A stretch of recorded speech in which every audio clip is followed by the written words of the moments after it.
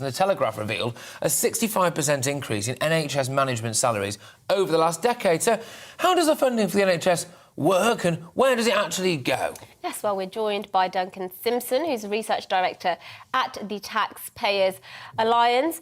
I do understand the argument people often make, why are NHS managers paid so much? It's more than the Prime Minister, it's more than nurses and doctors.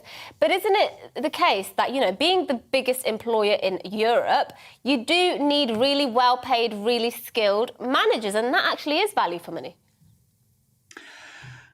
Up to a point, yes. I mean, obviously the NHS is as you say, it's a vast organisation. It employs over 1 million people across the UK. I think the the spending for NHS just in England before COVID was £125 billion in 2019-20, the COVID year 2020-21 that was well over £200 billion. So yes, it's a vast organisation. Obviously, if you pay peanuts, you get monkeys. But it's certainly the case that this kind of excess we do see time and time again. I think from our perspective, it's sort of the thin end of the wedge when you see quite a few of those, very senior trust managers or, senior communications officers. I was looking just before I came on here. There's a senior comms manager at Guy's and St Thomas's, a trust here in London, on well over £50,000. I mean, it's instructive when you have those kind of roles, which either shouldn't be there or, manifestly, I think, overpaid relative to quite a few other people who also manage large organisations, be that in the public sector or the private sector.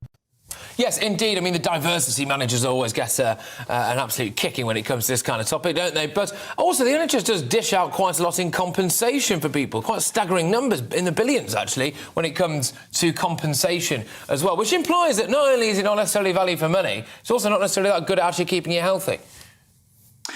That's right. I mean, negligence claims have been going up, year after year. Obviously, we all know there's quite a big COVID backlog, as it were. So that's sort of cancelled appointments or cancelled operations or delayed ones. GP surgeries just, not physically seeing people. So I'd imagine we'll see sort of a further increase over the coming years as quite a lot of that backlog is clear. But yes, unfortunately, as you say, I mean, we see that time and time again in the public sector, not least in the NHS. And so, getting to grips with that kind of issue is something that ministers of all parties over many decades, frankly, have just not really properly addressed. And I think, for me, there's a few sort of key examples of NHS waits that really stick out.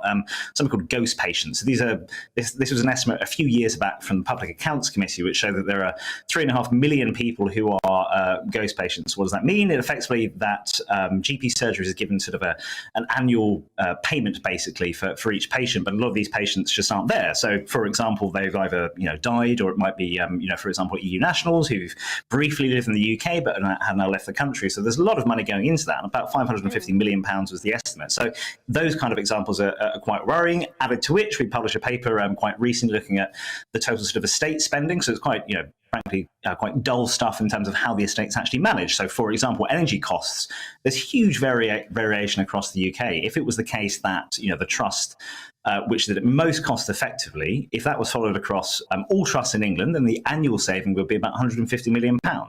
Apply that kind of mentality across the entirety of the NHS estate, and you sort of, realise good savings from this. But unfortunately, that's not the mentality currently in government or many previous ones as well.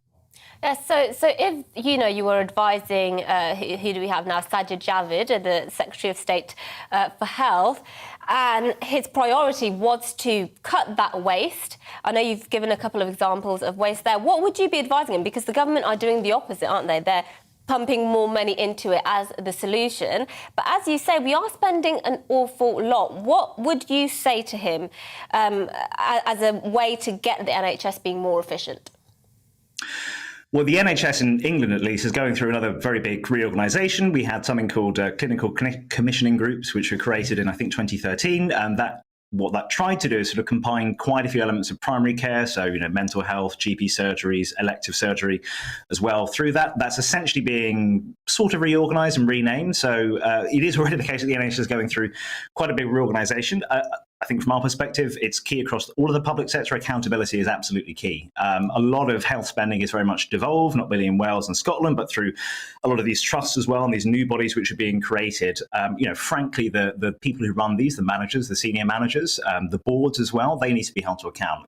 There needs to be much higher willingness from ministers and slightly further down, frankly, to fire people when these kind of things which go wrong. We see this time and time again happen. So I think that needs to be absolutely key for the health secretary and across the UK as well. Accountability is key. Frankly, people need to be fired when things go wrong.